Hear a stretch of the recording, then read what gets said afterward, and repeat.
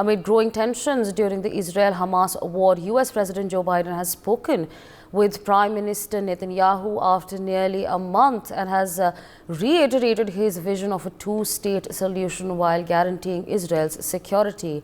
The U.S. President has also discussed the ongoing efforts to secure the release of all remaining hostages under Hamas's captivity and has also reviewed the situation in Gaza. President Biden also welcomed the Israeli government's discussion to allow shipment of flour directly through Ashdod port of Palestinian people. So, of course, the latest that is coming in, of course, viewers, India has also, of course, been pitching for a two-state solution, and so is the U.S. And now, after a month, amid the growing tensions during the Israel and Hamas war, now President Joe Biden has again spoken with Prime Minister Netanyahu after a month and has reiterated his vision of a two-state solution. Meanwhile, my colleague Brian Thomas joins us on the broadcast to give us more on this. Brian, if you could take our viewers through the details of this conversation that has in fact been held between President Biden and Netanyahu. Well, Asavri, amidst this escalating tensions in the Israel-Hamas war, now U.S. President Joe Biden recently, engaged in a conversation with Prime Minister Netanyahu, marking their first discussion in nearly a month. And even President Biden also reiterated that his commitment to a two-state solution, emphasizing the importance of, guaranteeing Israel's security. And even, the latest that we're getting to know also that the leaders discussed ongoing efforts to secure the release of remaining hostages under Hamas's captivity, addressing the humanitarian aspect of the conflict. And even additionally, the situation in Gaza was also thoroughly reviewed during their very important conversation. And even President Biden also, welcomed the Israeli government's consideration to allow the direct shipment of flour through the Ashdod port, aiming to, provide essential resources directly to the Palestinian people. And this move definitely reflects effort to address the humanitarian needs of the affected population in the region. And the discussion also highlights the very complexity of the situation and the ongoing diplomatic efforts to navigate through the challenges in this very Israel-Hamas conflict. Yes, Asavri. Right, absolutely, Brian. With that, I'd like to thank you for joining us on the broadcast and sharing all those details with our viewers. Meanwhile, joining us on the broadcast is Mr. Sanjay Srivastava, international affairs expert. Good morning, sir, and thank you so much for speaking to us on NewsX. Now, of course, India has been proposing a two-state solution. US has been also backing a two-state solution. Do you think Netanyahu is going to take, in your analysis, do you think he's going to even consider the option of a two-state solution? First of all, a very good morning to you. Good morning to all the viewers. This is the only solution of this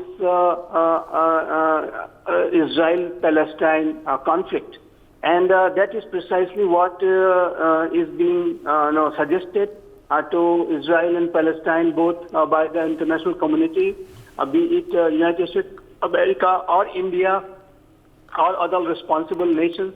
They all, suggest both the conflicting sides to accept this solution. But, Israel has its own reservation. Benjamin Netanyahu and his political group, they are obviously not very much convinced to accept this two-state solution as of now, as of today. And obviously, the Palestine has its own; they have their own concern, and for any kind of two-state solution, there has to be dialogue and negotiations, and both the sides should come to the negotiating table and talk about it, and it could come through negotiated settlement. So I think this is the only solution, but obviously both the sides, they are not having such negotiations, such kind of approach is still not there, which is unfortunate. And for that to do, a lot of efforts have gone on in the past too. And whether it is Camp David agreements and Oslo agreement, etc., there have been a lot of efforts. The Saudi has been made towards to have a two-state solution, but there's still, both the sides are not convinced and are not agreed to have a negotiated settlement. And this crisis is continuing. And another thing is happening at this point of time, I would say that Israel's main focus is to defeat Hamas. And once the Hamas gets defeated, and once another authority takes over in Gaza, and what kind of authority it will be, United States of America is talking about a reformed Palestinian Authority, and what kind of a governance model will emerge in Gaza, and what kind of security guarantees Israel will have. So all those things are the priority at this point of time. And Israel is very much fighting this war, and till the time Hamas gets defeated, their rule ends and another authority take over, I think this entire process will go and remain focused on this war only.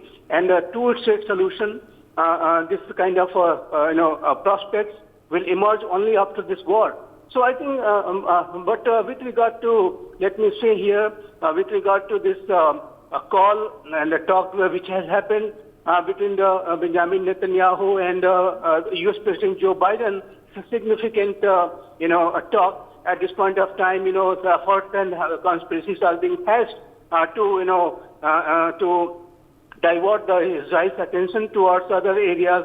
Houthis, Hezbollah, Iran itself came out with the three attacks on the three different nations, and obviously there might have been an effort by Iran to divert attention from Gaza, this kind of Israel's war in Gaza against Hamas, to other areas. So I think United States of America's support is rock solid, steadfast to Israel, and United States of America will like to see Hamas get defeated, and also U.S. and other nations are trying their best to not to allow this conflict to get escalated at the regional level, and also at the same time, U.S. has been consistently, making effort to ensure that the humanitarian aid reaches to the people of Gaza. For more such videos, subscribe to the NewsX YouTube channel, hit the bell icon.